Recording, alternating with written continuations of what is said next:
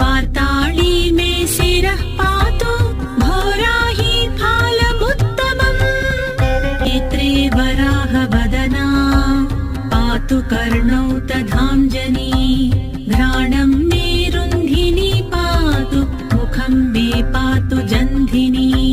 पातु मे मोहिनी जिह्वां स्तम्भिनी कन्धमादरात् स्कन्धौ मे पञ्चमी पातु भुजौ महिषवाहना सिंहारूढा करौ पातु कुचौ कृष्णमृगाञ्चिता नाभिं च शङ्खिनी पातु पृष्ठदे